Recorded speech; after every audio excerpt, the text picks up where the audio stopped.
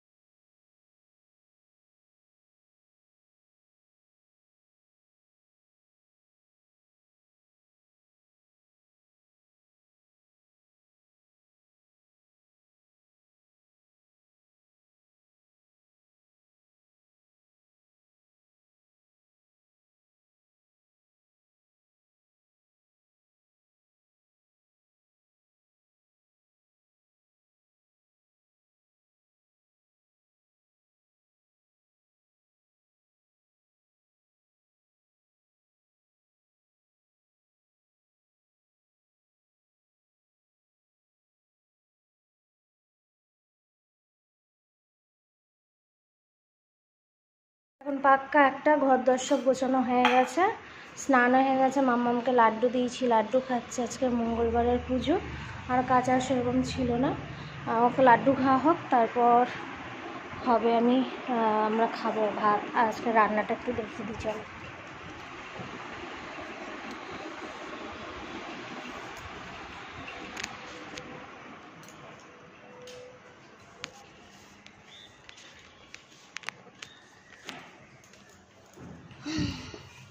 হাঁড়িতে ভাত, এটা হচ্ছে আলু পটল দিয়ে মাছের ঝোল, এটা মামার গাজর সিদ্ধ, এটা সকালে ওকেও একটু পকোড়া মতো করে দিয়েছিলাম আলু আর ডিম দিয়ে সেইটা, আর এটা হচ্ছে টমেটোর চাটনি, আম আর টমেটো মিলিয়ে চাটনি, এই হচ্ছে ঢ্যাঁড়স মশলা, ভেন্ডি মশলা, যাই হোক যেটাই বলো, ভেন্ডি ঢ্যাঁড়স, আর এটা হচ্ছে পাট শাক ছোলা দিয়ে। মামাম ঘুম থেকে উঠেছে, এবার মামাম খাবে দুধ, আর মামামের সাথেই আমি একটু খাচ্ছি এন্ডোরা মাছ, দুজনে খাবো, খেয়ে একটু ছাদে ঘুরতে যাব, বেশ হাওয়া দিচ্ছে আছে। বিরিয়ানি খেতে যাব? বিরিয়ানি তো বিয়ে বাড়িতে হচ্ছে মা, আমরা বিয়ে বাড়ি আসুক তারপর তো খেতে যাব। আজকে কি হয়েছে কে জানে, আজকে ঘুম থেকে উঠেই বলছে বিরিয়ানি খাবো, বিরিয়ানি খেতে যাব। মামামকে খাওয়ালাম, খাইয়ে বিছনাপত্র রেডি করলাম, আর এই দেখো আজকে রাতের খাওয়া হবে, দিনের যা তরকারি আছে ওই দিয়ে খাওয়া হবে। দিনে শাক আছে কিন্তু রাতে তো শাক খেতে নেই, শাক তাই বার করিনি, ফ্রিজেই আছে, কাল খাওয়া হবে। আর এই যে ভেন্ডি মশলা আর আলু পটল দিয়ে মাছের ঝোল, এই দিয়ে আজকে খাওয়া হবে।